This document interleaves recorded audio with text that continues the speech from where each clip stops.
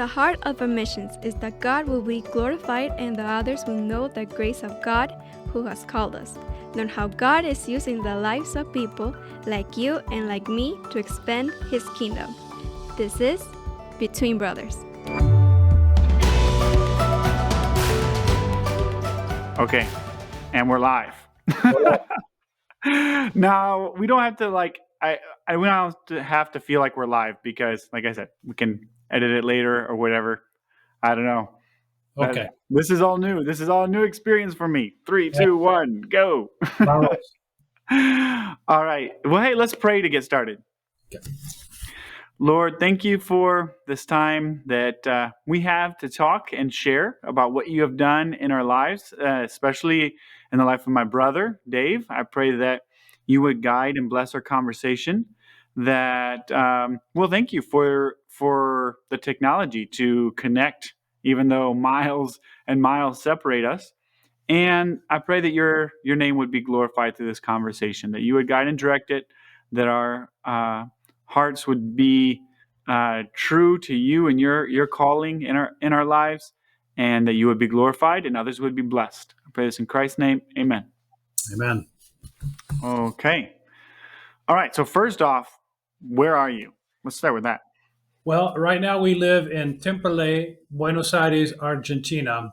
Temperley is in the southern zone of the Metro Buenos Aires area.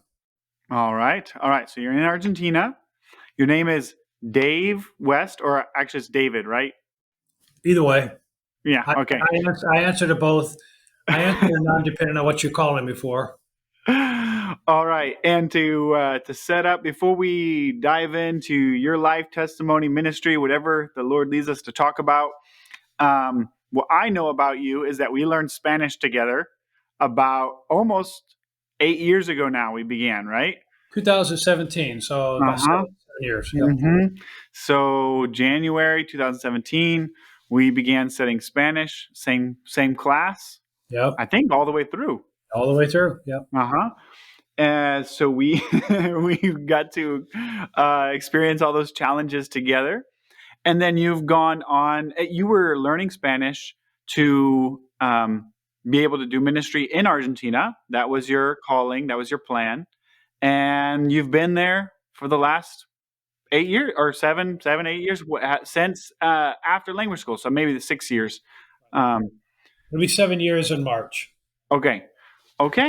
So that's what I know. Anything else to fill in on that? Maybe where are you from originally? Well, if you that's a difficult question. I always ask people, so what part of my life do you want to refer to? I grew up a Navy brat. My dad was career Navy, so we moved around quite a bit. So I lived anywhere from Mississippi to Hawaii as a child. I was saved when I was living in California when I was 23 years old. I married shortly after that to Patty, and we moved to Wisconsin to attend school, to Detroit, Michigan to attend school. And then I pastored in Hawaii and I pastored in Wisconsin. And after my ministry in Wisconsin is when we followed the open door to come to Argentina to teach in a Bible Institute. Okay. What's the name of the Bible Institute? It's a Gospel Mission of South America. Okay. Gospel Mission of South America. And it's newer, right? Like it was beginning, like were you helping it begin or no? No, this mission, the mission itself started in Chile a little over 100 years ago. They've been in Argentina since 1974 or 75, I think. And the Bible Institute. And now our ministry here is a little bit difficult to explain. It doesn't have a simple merge. But we came here to help start a Bible college and ended up taking over the Bible Institute.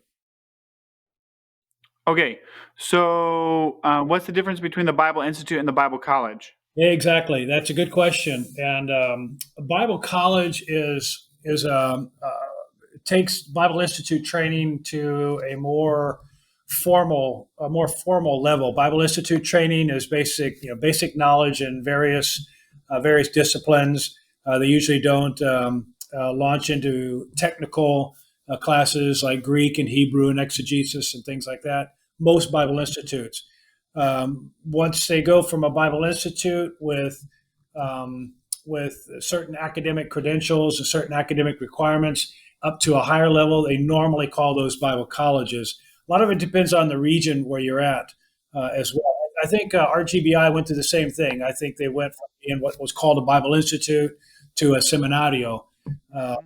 and their seminario is a 4 year Bible college education, whereas for me, seminary was a 3 years master, postgraduate master. Mhm. So it Yeah, yeah, depends on all how the you want to label it. terms. But The terms definitely vary from yeah, region to region, country to country. But so you went to the Bible Institute to begin. So maybe that's why I was thinking it was new. I was thinking of the Bible College, but right. then you guys ended up taking over the Bible Institute. Yes, if you will allow me to give a little bit more background on that, I can kind of explain the evolution of our ministry here. Let's Um, let's pause that for a second. Let's get back to that. But let's to give some structure to this story. If you were to divide up your life into three stages, how would you? What comes to mind? How would you divide up your the story of your life? um, from birth to age 23, I was a lost sinner. From 23 um, let's say from 1982 to 2017, I was in training for and practicing pastoral ministry in the United States. From 2017 to present, I've been a missionary on the field. Okay, awesome. I want to get back to the missionary on the field part because I've heard some of the other parts of the story a little bit, but let's do a refresher on the first two sections of the story. Sure. So, if you were going to summarize in one word that first stage of life, lost sinner, is that how you would summarize it? Summarize it, I guess, or what's one word that comes to mind to Yeah. describe that Well, stage of life? looking back, that's what it would have to be. I was lost. Um, I mean, you can. It's much more complicated than just being lost. I was a lost elementary student. I was a lost high schooler. I was a lost military veteran. But lostness characterized every step. I had no direction in terms of spiritual things. I was always bumping up next to the truth, but never quite grasping it at several points in my life when I had attended church or interacted with other believers. So I bumped into Christianity quite a few times, and it was probably just before I became a believer that I bumped the hardest, and the Lord was just gradually drawing me to Himself through my lostness. Did your parents go to church? No, we weren't a believing family. So how did you end up going to church at different before being saved? Like what were the occasions that brought you into the church? Right. Well, I think when I was 5 years old, we had a neighbor that I think they probably had some kind of a visitor campaign going on at their church, and I was invited to go to church. And I believe that my brother and I'm not sure, I can't remember my brother. I think my brother and I attended, probably half a dozen times to the church. So I have memories of that. When I was probably around 10 years old, I had a friend from school on my baseball team that invited me to go to his church when we were living in Hawaii. And so I attended church there. And those are the only times. Well, I think I had a friend of mine in high school or junior high school that invited me to go to church, but it wasn't really the churches. It was people that I interacted with that probably had the greatest impact on me. And the one that had the most impact was a fellow Marine Corps fellow who had just been saved, and his testimony was very simple, but it was profound, and it left a mark on me. But from that date until the time I started attending church after I became a believer, it was probably, I would say, probably 5 years after that. Okay. So you went into the Marines pretty young, it sounds like. 17. I was Yeah. 17. Okay. Seems really young now. So what was it that the Lord used to save you? Well, my brother my brother and I were pretty close. We're only about 17 months apart. So by the time we were in high school and both of us had joined the military, we were both, our trajectory for life was probably an early grave or some other terrible demise. While he was out on the Indian Ocean on an aircraft carrier, out on a cruise, he really came to the end of his self and he tried to take his own life. Not having succeeded that, thankfully, he ended up in the ship's library and he found a Gideon's provided New Testament. And he read the New Testament and was saved as a result. And then shortly after that, he wrote home to me and explained his conversion to Christ. And then when his ship pulled into San Diego, my mother and I went down to meet him, and he shared his testimony. And he gave me a Bible and said, "If you want to know, you have to read this." So it wasn't a little tract that he told me to learn these spiritual laws and you'll be saved. He said, "Read the Bible." And so after reading it, I think I read almost all the Old Testament and the New Testament. I understood. The lights came on. God opened my eyes, and for me it became at that point in my life a no brainer. This is the truth. I have to embrace this. And then shortly after that, when Michael got out of the military, he and I went in search of a good Bible teaching church, which we found in Elmira, California. Okay. Is that where you met Patty, or who your future wife, or where did you meet your wife? Because you got married how much later after you got saved? Yes, I was saved when I was 23, and I was almost 28 when I got Okay. married. So Okay. So it was a little bit later. I was remembering it maybe being soon, but okay. So there was 5 years of growing up in there, getting saved, growing up, and then getting married. right. Okay. So the preparation and serving as a pastor stage, what characterized that stage of your life? How did you see the Lord work in you and through you? Well, with marriage, Patty and I got married in January, and I started attending college in August. Now, Patty had already graduated from a Bible college in Iowa, and I was so she was way ahead of me spiritually. She was saved as a young person, grew up in a missionary's home. I was raised a heathen and was newly saved, and so we dated for 2.5 years before we were married. And then after we were married, a few months after that, we left to go to Bible college. And for the next 7 years was all about training, learning, training, and suffering through the disciplines of academia. It was less intense, but probably more heartfelt when I was in Bible college, because I think the idea was to reach college students, Bible college students, and help to cultivate a ministry perspective that would be a heartfelt, life on life or life touching life, heart's desire to serve the Lord. Going to seminary in Detroit added academics on top of a heart for the Lord, a heart to serve the Lord in ministry, and then it was off to serve as pastor. So those 7 years, that it was all training and preparing, and it got more intense as we got to the end of the 7 years. So 7 years of training. 7 years of And training. how did the Lord provide financially? Were you working through school, or how did that part work? Well, there were various ways. When I was in Bible college, I worked. I always kind of tease people because I say I delivered drugs to get me through Bible college. Well, what it was is I delivered prescriptions to nursing homes and other people because I worked for a place called the drugstore, and so I was a drug courier, and that's how I supported myself going through. Yeah, and Patty worked. She worked in the administration at the Bible college as an assistant to one of our teachers. In seminary, Patty she's a nurse, or she was a nurse, and so she went full time as a nurse, working as a nurse And then I was a stay-at-home dad. By that time, we'd had our first child. My daughter was born just between Bible college and seminary. So I was a stay-at-home dad, and Patty worked as a nurse. Okay. Okay.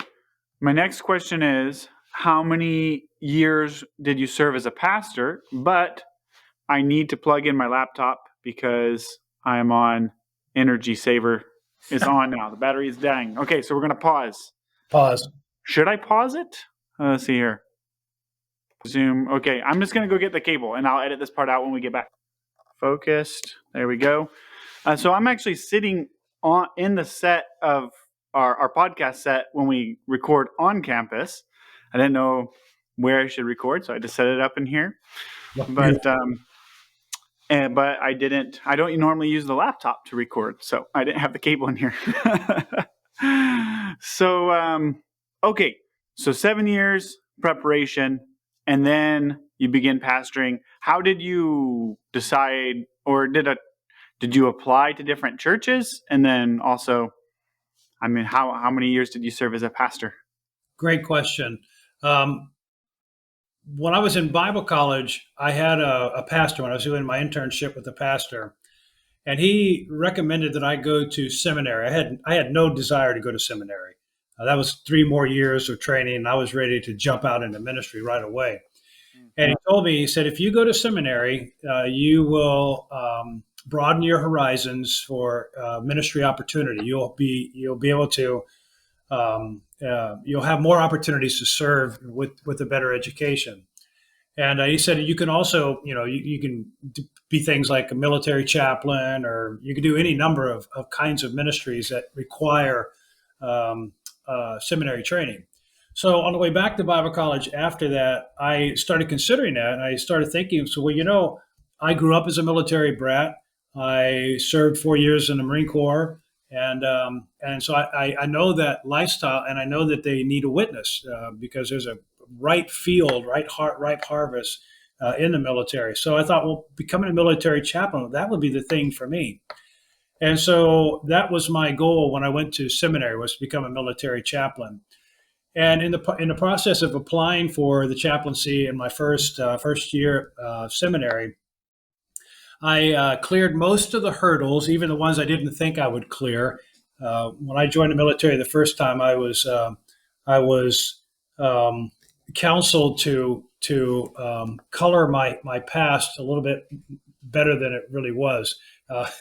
In other words, you can lie, to get into the military. Well, I couldn't do that as a Christian, so I had to tell them all kind of things, but I passed that hurdle. What didn't pass was really what it amounted to was the will of the Lord. He used some strange circumstances to cause my application to be denied to go into the military chaplaincy. It really doesn't have a good explanation other than I believe it was the will of the Lord. And so I was left now with 2 more years of seminary training to figure out what am I going to do now.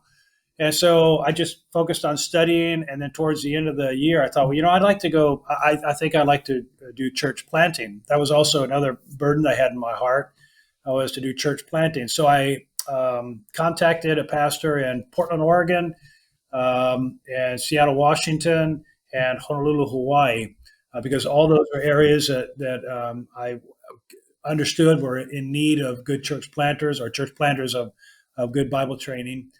And they all came back with the same response. Yes, we'd love to have you come. Yes, there's open opportunities, rich harvest field, all things being equal. I had some history with Hawaii, both as a child, as a young believer, and now as a seminary student. And so all things being equal, we went to Hawaii. And so I served in Hawaii as a tent making pastor, and then later on as a pastor. Okay. What was your tent making occupation while you were pastoring? Yes. I had a cleaning business, so I cleaned houses and did various things like that. Washed windows. And how long were you there at that church? We were in Hawaii 8.5 years. And was there another church that you ended up pastoring before the transition to the mission field? Yes, I pastored in Wisconsin for 7.5 years, or a little over 7 years. Yeah. Okay. And was that a church contacted you, or how did that transition happen? No, that was after we left the ministry in Hawaii. We settled into with my in laws in California, and during that time, there were churches that were putting out requests for resumes, and the way they do that, usually a pastor will contact you, or a church, if they find out you're available, will contact you. And so there were a couple of places where I submitted my resume. And then afterwards, we took a couple of trips out doing church, what do you call pulpit supply for churches that were without pastors. And Are these Baptist churches? yes, most of them were Baptist churches. That sounds like a Baptist term. Pulpit supply, yeah, I guess so. And one of the churches we visited was being pastored at the time. An interim pastor was a friend of mine. He had been a deacon in my father-in-law's church in Michigan, and he was pastoring his church as an interim pastor in Wisconsin. And he called me out there and asked if I'd be willing to consider pastoring that church when he was ready to leave. And uh, not going into all the details, that's what happened. And Okay. so I ended Okay. up at that church. What did the Lord use to bring you out of the Hawaii ministry? Was there something that stopped the ministry, or something the Lord used to bring you out of that ministry? Well, I tell you, Bill, these kind of questions are really tricky because they're never simple. There's never a simple answer to that.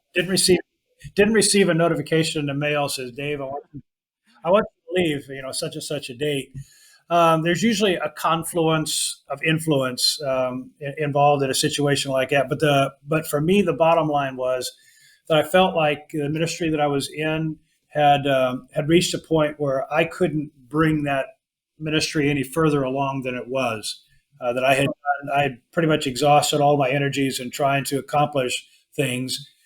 The added ingredient in that is that when I went through the 7 years of training, I graduated from seminary with a lot of knowledge. I had the ability to teach and the ability to preach. I felt pretty confident in my abilities to interpret the Bible and teach the Bible, but I was not I hadn't any experience as a pastor.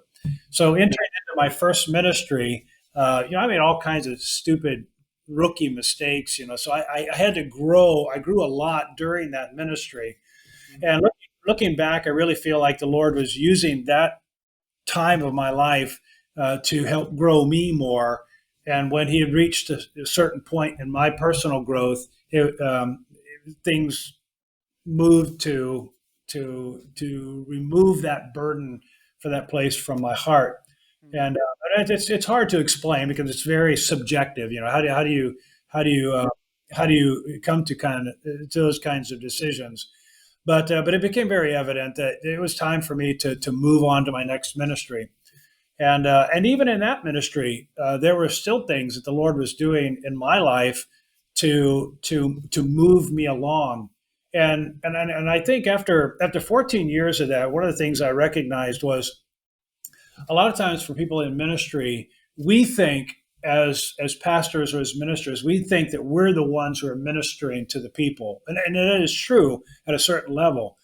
But all the time, it is God who is ministering to us and teaching us. So the ones that are doing the teaching are the ones that are being taught by the Lord a lot of things, rooting out things in your life, adding things to your life. So He's maturing you and growing you, even though you're in the position to grow and mature other believers. And so for some people, it's not the same for all people. It's not always the same path, but for our path, it was the Lord putting me someplace, teaching me profound things, and then moving me to the next phase, teaching me what He wanted me to learn there, and then moving me to the next phase. And that's really how we ended up where we are now. It's always Right. steps. So to wrap up this stage of life before going to the mission field ministry, what's one of the biggest things you feel like you learned in those years as a pastor? And also, if you want to share, like, what was one of the hardest challenges, or one of the biggest blessings? You can answer all of those or pick one of those to answer, but Oof. just what high a highlight and a low point as a pastor, and what you feel like was one of the main things the Lord taught you during that time. Right, right. Well, boy, to try to distill it down into one or two things, I would say that the hardest and the most profound lessons that I had to learn was humility. You like to think of yourself as a humble person, that you don't have issues with pride and things like that, or any other sin. You don't think you think you've grown beyond these things, and maybe practically you have moved beyond those outward expressions of pride or whatever. And but the Lord knows; He knows everything that's inside you. He knows everything about you. And one of the areas that I was really needing work on was my pride. I never thought of myself as a proud person until the Lord touched me in those areas. And the Lord is a good physician when it comes to the matters of the heart. And so, in various ways throughout the ministry, and even it still continues today, probably not quite as intensely as in the earlier years, but touching on those areas of pride really, really hurt because you are made to face things about yourself that you didn't want to believe. I didn't want to believe that about me. I never thought of myself as a proud person, but that is the fact. I did have problems and issues with pride, and that was really probably the biggest thing about the first ministry was rooting out some issues of the heart that were latent. I didn't know they existed, and the Lord produced some event that helped to surface those issues and made me deal with those. And sanctification is messy business. It really is. Personal sanctification. The sanctification of other people that's another matter. But when it's your sanctification, it's really difficult. And so that was probably the low point. Just having to deal with the issues. The Lord doing work on my heart, which I'm grateful for. I'm super grateful for that. But I think the high points is always when you feel like your ministry has really helped somebody make decisions in their relationship with God, and whether it be something that somebody says after a message, you have to kind of sort those responses out. But every once in a while somebody will really say that message or that lesson really touched my heart, and it especially becomes evident when 5-10 years later they still reference that point in their lives as changing. And so I had a couple of those um, experiences in Hawaii, and I had a few of them in Wisconsin, and those are the high points when you really feel like your ministry is doing some good, because most ministries in the trenches, not the ones that are spectacular ministries that are out there, but most of the ministries in the trenches, it's hard work and it can be very discouraging. And so when you feel, and pastors especially have a tendency to feel that they wonder, am I really doing any good with this? And when the Lord opens up that door to let you see that, yes, I am using you, just just keep plowing. I am using you. Hey, this story is for you and also for others, so share with your friends. My name is Jennifer Rodriguez, I'm from El Salvador, and this is Between Brothers. So lives changed, Right. And we know the Lord's at work at all times, but whenever He allows us to see the lives He's changing through our ministry, through the work He has us doing, Right. those were the highlights. Exactly. Yeah. All right. So, how on earth did the Lord call you from Wisconsin or wherever you're coming from last? I think that's where you were, to Argentina, the opposite hemisphere, right? Yeah. A completely different world. Yeah, a completely different world. So when I left the ministry in Wisconsin, we moved to Iowa, and Okay. really, my family and I were we needed a lot of recuperation. The ministry in Wisconsin was a very challenging, very difficult ministry, and Hmm.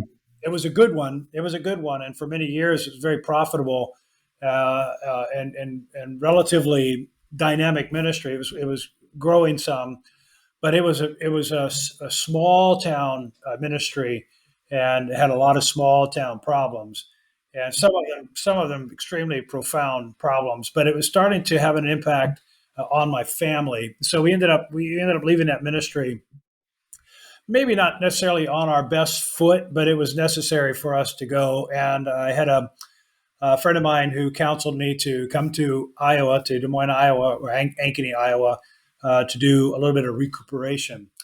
So while I was in that process, my thought was I'd be there for 3 months, and then I would apply to go back into the pastorate if that be the leading of the Lord. And so that's what I did. I worked at a hardware store for a while. All I wanted to do was just punch a clock for a little while.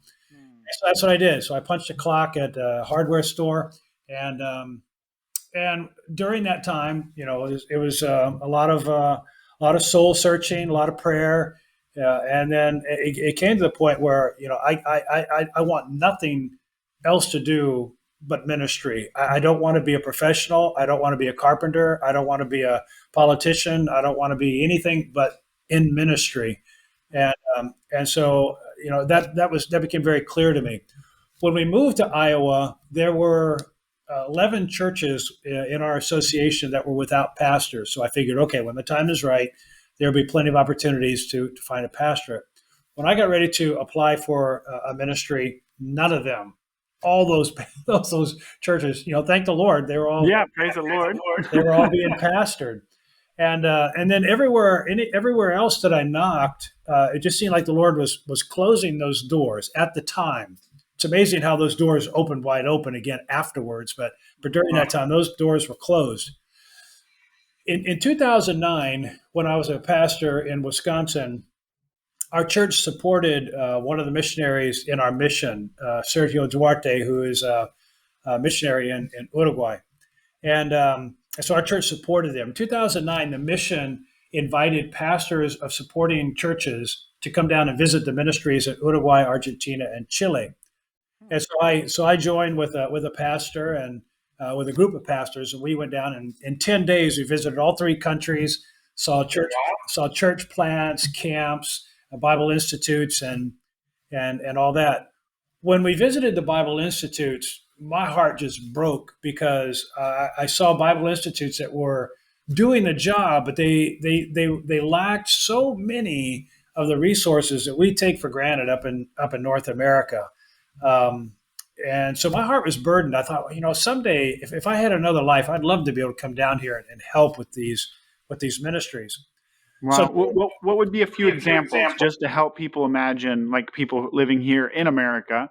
Sometimes, so what are some examples of some resources or tools that you saw were lacking? Well, some of them were superficial, buildings and things like that. Usually they met in rooms or small churches or things like that. But one of the items that struck me, and I guess it's kind of weird unless you are a student, is the libraries. The libraries in most of these Bible institutes were usually a bunch of old ragtag books that have been there for like forever.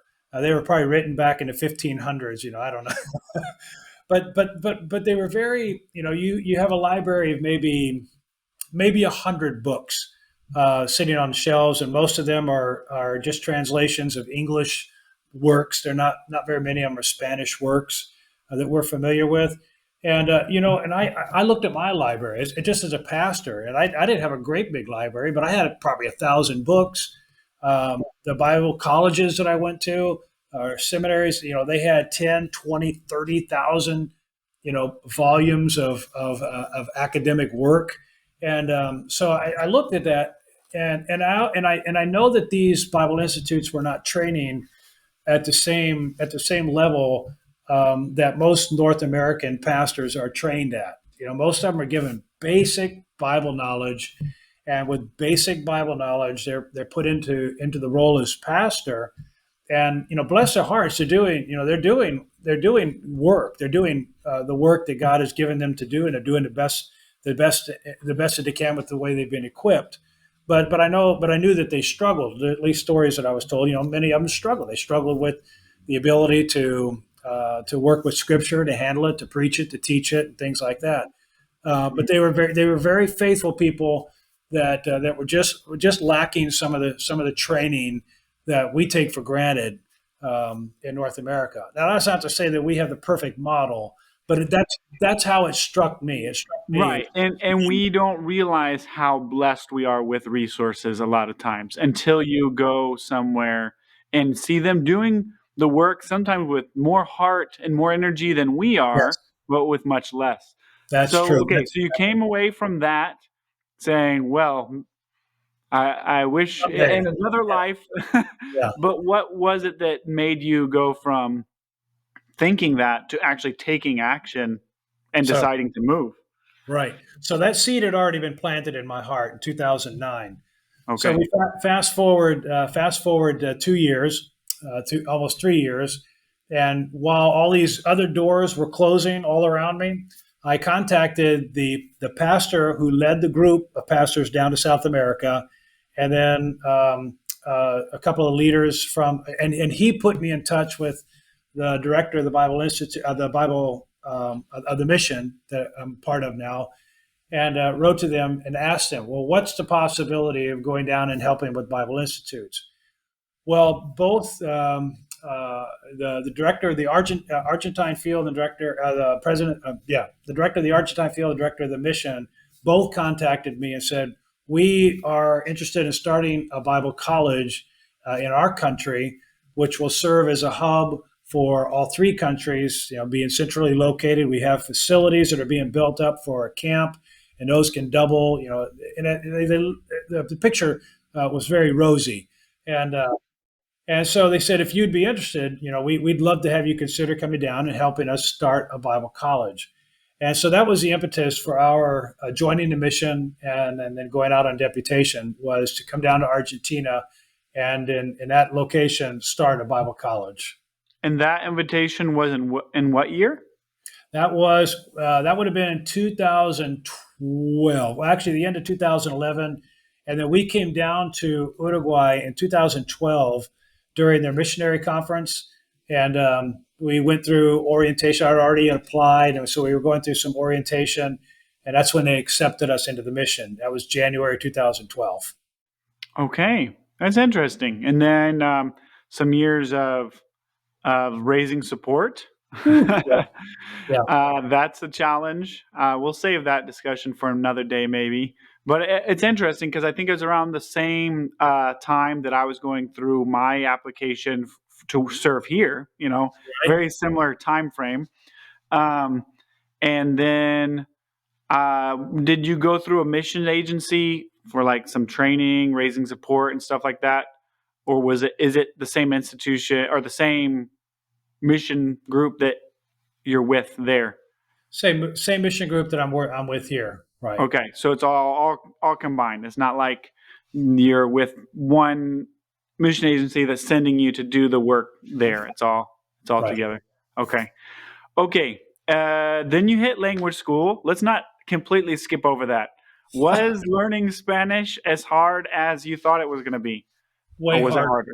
harder? Yeah, Okay. it was. I think it was a lot harder, again, I think my expectation bubble was burst in the second semester.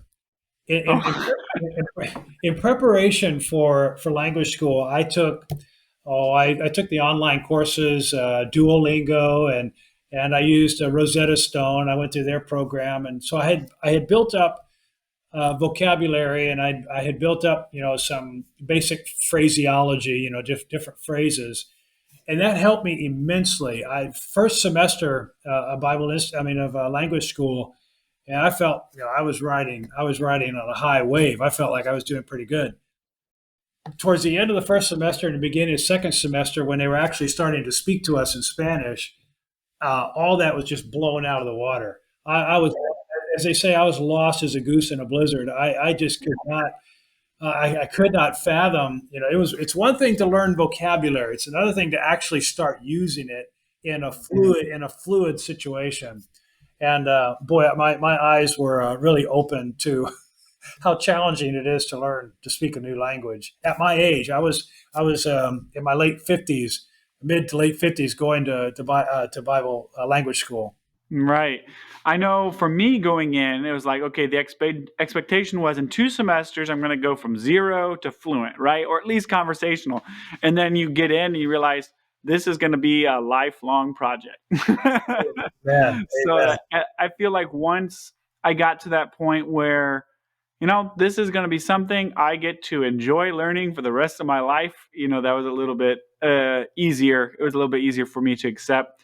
Um, I remember my main memory with you is uh, of learning Spanish was in conversation one with Milton Morocho Okay. at mid semester. I think he gave us both C's in participation or something like that.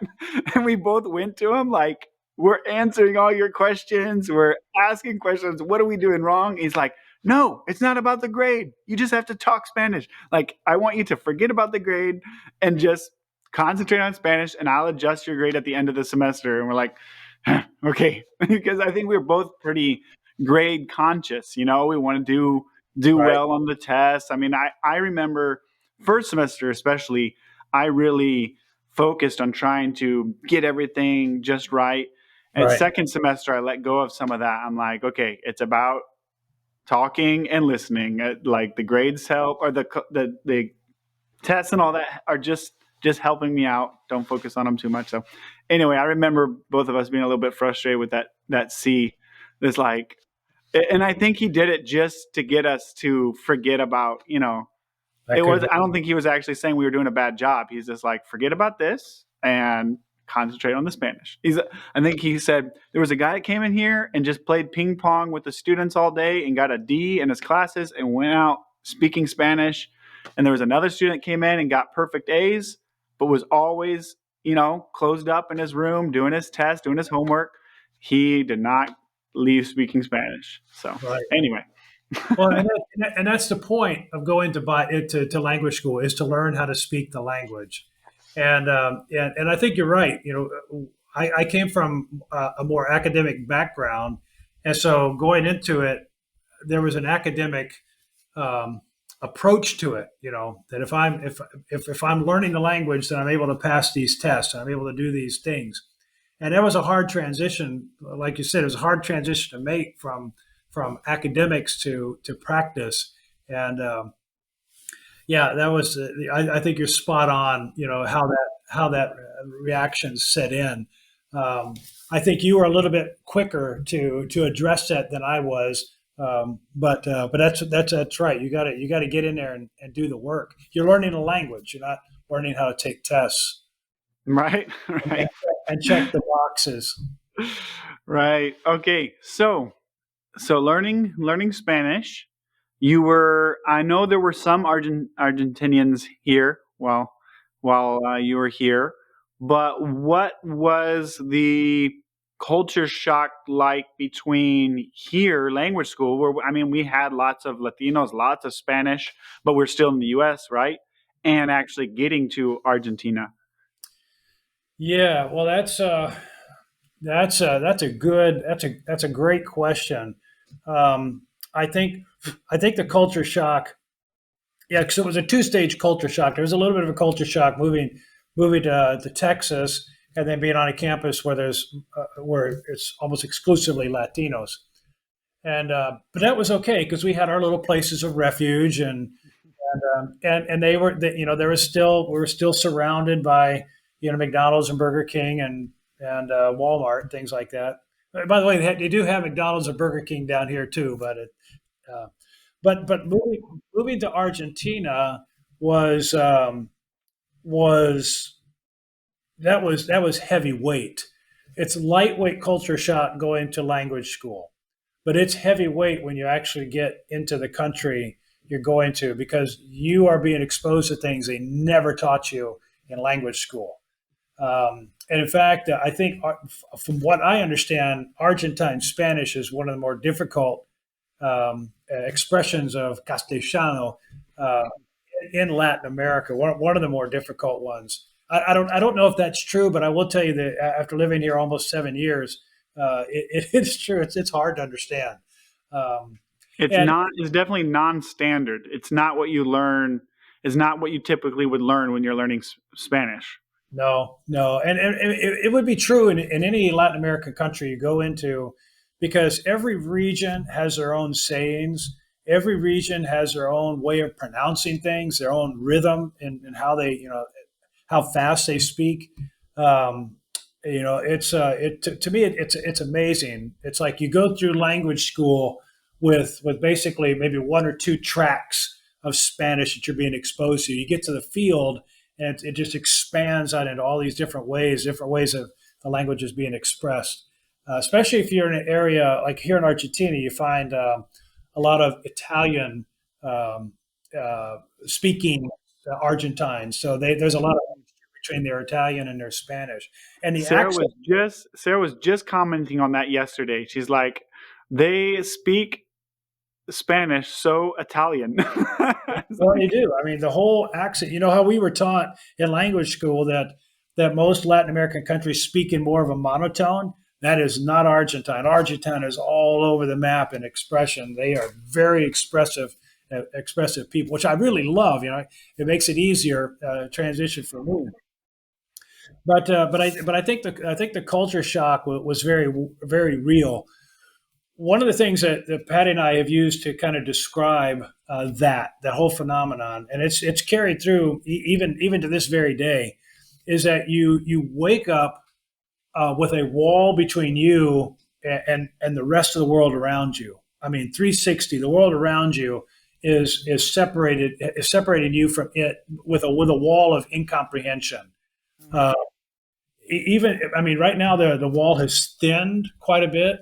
We're able to break through that wall, but but it still exists. The culture here is way different in a lot of respects than it is in North America because they're very poor people. They have different expectations in life. They have a different approach to life. They're very independent. They're fiercely independent, and yet at the same time very dependent, on others. The whole idea of trying to get ahead just a little bit. The point is to try to get just enough ahead of the person next to you. And a perfect expression of that is on the highway, on the roads. When you're driving out there, the point is to get your fender just a little bit ahead of the guy that you're beside, because that makes them liable for anything that happens to you, and you get that one little bit of advantage over the next guy. So anyway, I mean, there are tons of examples of things like that. But I think that the culture shock was real, and it was heavy duty for us. It was especially heavy duty when we moved from out in the province of Chivilcoy into the city of Buenos Aires. That was a world shaker right there. It was almost a deal breaker for us. Uh, but to move from a town of 70,000 to a city of 15 million, um, that was a whole new set of shocks. how long ago was that? When did that transition happen? That was in 2021, twenty twenty Okay. one. So Okay. we had been in a country for 3 years, almost 3 years, and had just experienced a pandemic and uh, in different circumstances, uh, which is another explanation complication. But we ended up moving to Buenos Aires, and Buenos Aires is not Chivilcoy. Okay, I have a bunch of questions, but and let's see, but we basically have about 10, 15 more minutes. Let's see which direction we go with this. Um, One, while I'm thinking of this, so you went through the pandemic time there. Okay, this is a completely random question. Okay, before pandemic, pre-pandemic, mate gets passed around the entire circle, all up and down the line, even here on campus. So enter the pandemic, and now everyone has their own mate, or they're shared just with family. What is it like now? Is it back to normal, or is there kind of like a post pandemic, the mate tradition has changed?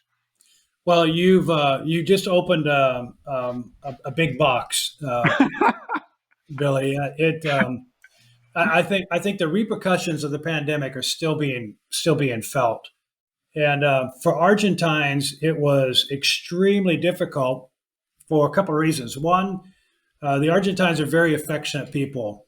They greet each other with kisses and hugs, and they share the mate. They speak close to each other. They're very, very affectionate and very in your space kind of people, and we love that. We love that. That's Argentine. The mate, the sharing the mate is just it's cultural. But there's also a weird trust distrust for the government that the Argentines have. When the mandates came down for the pandemic, um, for whatever reason, they followed those things. They followed them strictly, and they would police each other if there were violations of it, which is really, it struck me as kind of odd. Being a North American independent kind of thinking person, you know, I didn't like the measures, but here they adopted them. So for that year, there was just only the most gradual reduction of those measures. When the pandemic was finally over, the Argentine went from not sharing mate with anybody, rarely visiting anybody, maintaining space between people, congregating in different places. The fallout from that was it took a long time for people to come back to church. It's the same thing as in North America in certain situations, but it took a long time for people to come back to church. It took a long time for people to begin to get close to one another again. And and in my field, it was especially impactful because the virtual school exploded all over the world. It exploded. And whereas before the pandemic, there was no such thing as virtual school, the Bible Institute that we have here in Temperley was the only place where students gathered to study. Where now our students are looking into classes in Cordoba, they're looking into classes in other cities, other countries that are Spanish speaking up in the States, and they can get online training in the comfort of their living. So it had a profound impact on our ministry, because to this day, because of the doors that were opened up for our Bible Institute, we can't go back to presencial. We can't teach classes in our Bible Institute upstairs, because we have students that are not living in Buenos Aires.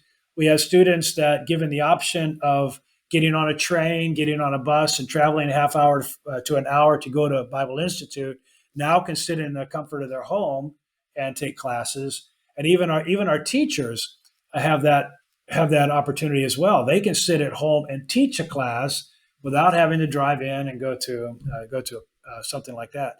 So the impact of the pandemic was very great here. I think we've pretty much returned to the basics of life. Sharing mate, being close to each other, all that's gone back pretty much to normal. People are Nobody's staying at home from church.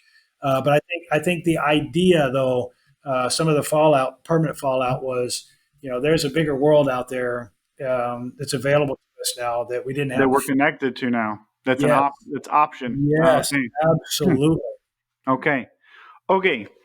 Um, I want to hear a little bit of um, how you've stayed there for a number of years. So I think you would have had even, and it's been challenging. You said there's almost some deal breakers in there, major culture shock. So, what has been the reason that you've stayed? I guess the way I was going to originally ask that was, what have you seen that's been effective in your ministry there?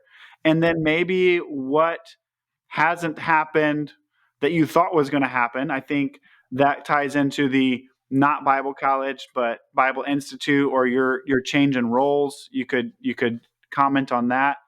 Um, but basically, I guess, and another way to ask the question would be, what has been the high and the low of your time of this third stage on the field? What has been the way you've seen the Lord work, and then what did you think was going to happen that ended up not happening that way, I guess. Right. Uh, Again, it's a complicated question. I'll try to answer that as simply as I can, but without leaving out important details. One important detail that every missionary going to the field needs to understand is nothing on the field is going to be like you thought it was before you get to the field.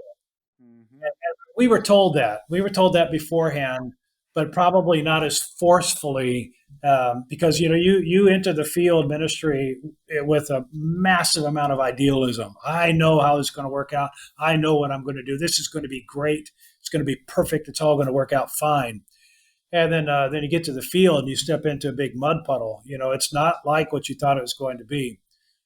For us, when we started our deputation to come to the field, the ministry here in the cone of South America for our mission was kind of in flux a little bit.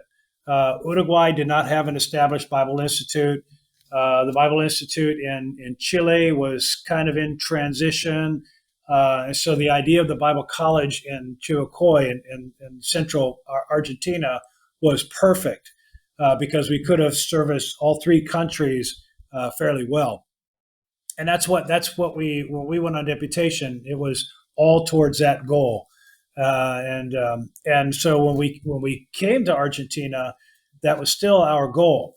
But during that time, during the time of our deputation and language school, and just before we came to the field, Uruguay established a Bible Institute in Montevideo with our mission and a couple of other mission agencies. They started their own Bible Institute with some good resources. And in Temuco, in Chile, the fellow that took over the Bible Institute there really started beefing up their program, sold the old property in Temuco, bought new property outside, and started building a campus. And so that kind of took Chile off the map for us and Uruguay off the map for us. And so now we're left with a constituency of about 10 churches, 10 or 12 churches. And so while we still had a program and some potential and certainly a location, we had a prime location for a Bible college and good facilities and everything. We started losing a client, a student base, losing our student base. Mm-hmm. And not only that, but the Bible Institute in Buenos Aires was also struggling. It had been on a downward trajectory for a decade at least, maybe more than that, maybe 10 or 15 years of a slide. And so while we were working up the Bible College, and I was preparing I had presented it to the leadership here in Argentina, which I thought was a spectacular presentation of a Bible college. Well, they had no interest in it. At that time, for a couple of reasons. One, probably, and this, it's dumb to try to place blame, but we just call it the times. The times did not permit them to accept the idea of a Bible college when the Bible Institute was struggling so much. And so when I presented that to them, they said, well, look, the Bible college, from your missions perspective is a good idea, maybe, but that's not what we're interested in. We're interested in somebody coming in and helping us regroup the Bible Institute, because by the time I did my presentation, it had been abandoned. Well, certainly during the pandemic. And then they had already moved on. They had already moved on from that plan and that idea. Yeah, and the Bible Institute here in Buenos Aires had been non-functioning for probably a little over a year. Oh wow! Okay. So while they had been on a downward trajectory for 10 or 15 years, it culminated with the Bible Institute basically stopping, and so they asked me then, so we abandon the idea of a Bible college and come and help us to restart our Bible Institute. And so that was almost a deal breaker, because that put us in a position to make one of three decisions. One was to say, okay, this is what we came to Argentina to do. We came here to start a Bible college, and this is a different direction than what we were thinking of. Or we could go to one of the other countries, to Chile or Uruguay, where they had an established ministry. We could we could teach there. or we can go home, or four options, or we can we can do we can take this invitation to do the Bible Institute. Didn't want to go home because that to me was just a loser proposition. Didn't want to go through the process of moving to another country because 2 years of trying to get our residency here, or actually it was actually more than that, it was 4 years. It was just too much work to try to go through immigrations and go through that whole process again. It was just heartbreaking. I hated it. But, and then, but then started thinking about the Bible Institute, thinking, well, maybe that's what the Lord has had in mind all this time. I mean, that's the reason why I initially contacted the mission, was to be involved in the Bible Institute, not start a Bible college. Bible college came as a later invitation. So we said, well, maybe this is the Lord's doing. And so that's what we did. We moved to Buenos Aires and started working here. But that was an uphill challenge as well, because we had all these ideas that were appropriate for a Bible college, with academic standards and all the things that you find in a Bible college setting, that didn't fit real well with Bible Institute. And in addition to that, you're trying to figure out how you're going to teach classes and communicate, because now we're not meeting in classes. We're all we're all isolated and doing things online. So there were a lot of there was a lot of growth in moving into one position to another. And the thing that kept us here was threefold. One was our supporters. We have people that support us that live in the U.S. There are churches, there are personal individuals, and they are making financial sacrifices for us to be here, because they felt like it was the Lord's leading to bring us here. Our churches that was the supporters, they said, we believe that the Lord is working to get you to the field. And so that's one of the things that glued us here was, people are dependent on us to do the work they sent us here to do. And secondly was the fact that in our Bible Institute, we are having a small impact. We are making some gains, and we are helping. The program is starting to develop. Maybe not like we would like it to be, and we are probably not at the place we would like to be after being almost 7 years in a ministry here. But there is some progress. There is progress. There's interest. There are relationships being built, and the occasional student that comes up to you and says, that class really was a help. Whether it was my class or somebody else, doesn't matter. That class really helped me. So you're teaching in Spanish, not just the director, president person, but you're actually teaching in Spanish. That's another subject. But yes, I am teaching. All right. I'm way out ahead of my headlights, but I'm actually teaching class. Felicidades. Bienvenidos. The other thing was that I really feel, and this is subjective, I have to say this, but I really believe that at this time, this is what God wants us to do. This is where God has brought us, and this is what God has us to do. There was a veteran missionary that I knew back in Iowa who had served on the field in Brazil.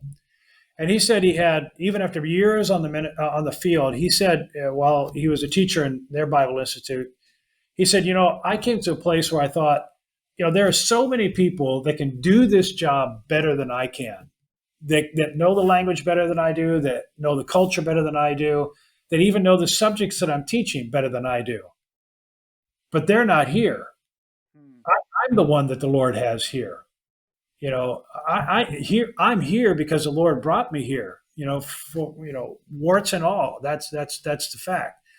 And that's true for us too. There are people that could do this job better than I can. There's certainly people that know the language better than I do, but this is where the Lord has us. He hasn't booted us out of the country.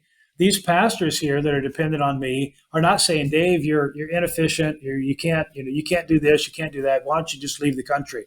They're not doing that. They're embracing us, and they're glad we're here. If you can believe it, they're glad we're here, and we have great relationships with them. And so, I really feel like the Lord has us here for a reason. And so those three things, our supporters, the response from our students and our ministries here, and the Lord, I really feel that's what keeps us here. And so when we're in our low points where we feel like, man, I can't do anything right, I am lost. I don't know how to speak. Um, I just can't do this work anymore, and just so discouraged. And then you have those bright times when somebody comes up to you and says, we're glad you're here. That's a high point right there. Isn't it crazy how, like, as important as learning the language well is, and it can apply to other things like uh, seminary education, preparation, all the different things that God chooses to use us in spite of our inefficiencies, our inability, or our weaknesses. I feel like it can be hard to understand the balance there, because it's like we want to be well trained, well prepared, efficient, and there is a responsibility to do our best. But in all the stories of the missionary heroes, missionary champions, the Bible stories, God uses people in spite of their weaknesses. He has them in places where, for some reason, even though um, they sometimes, in those missionary stories, they completely miss what's actually going on. They have no idea what's actually going on. They're just doing their very best to preach and share the gospel in the place where God has them, and God uses that. God blesses that. So yeah, I don't know. I mean, it brings glory and honor to our Lord. Amen. So then the question, I guess the question I'm left with sometimes is, when should we have known better? When should we have done better? I don't know. That's some of the stuff you get from the missionary stories, as well as like, look, we shouldn't have done that. Like, there's no point in bringing a piano to the jungle and setting up church. And I don't know, just like all the silly things that missionaries have done over the years as well. So Right. Anyway, but it's good to hear that the Lord is using you there, and it's good to catch up a little bit. I have lots more questions, and they're not all easy questions. But I think we need to pause for now. I think we're gonna Okay. have to put a pause, put a book in there. I don't know. Is there anything you want to say in closing? Maybe what's something you can point to that makes you glad?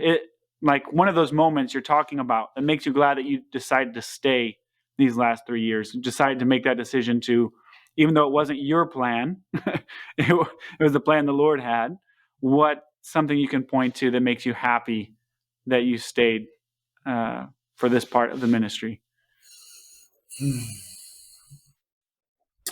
Well, I don't think I can point to any one thing. All I can say is that every once in a while you just get a flash, and it might be something you smell, it might be something you hear, something you think, something somebody says, but there will be a flash that'll just give you a feeling of connectedness. You feel connected to it. You feel that there's purpose in it. You feel joy in being where you're at. That's highly subjective. I know that's not a really good answer, but there are just moments. Sometimes it's just where I am listening to somebody talk to me, and just for a brief moment of time, I really feel like there's a heart to heart communication, and not just trading vocabulary with each other. That there actually is I really understood what he said to me. That doesn't always happen, but you have those moments where you have um, what's there's a word that I can't think what it is, but you really feel like you are making a connection with the people around you. But no, it's usually just a series of things, series of brief moments, brief flashes that keep you encouraged. It's like the Lord sprinkles a little bit of encouragement out on you when you need it, Do you have any visits to the States planned in the next year or Yeah, anything like that? right. We're gonna be back in the States in March, Lord willing. Um, Coming back for a three month furlough. When we came down here originally, it was to work for 2 years, take 3 month furlough, mostly because of our parents. My mom was aging. Patty's parents were aging. Um, so we wanted to make sure that we came back to see them periodically because we knew that they wouldn't be there forever.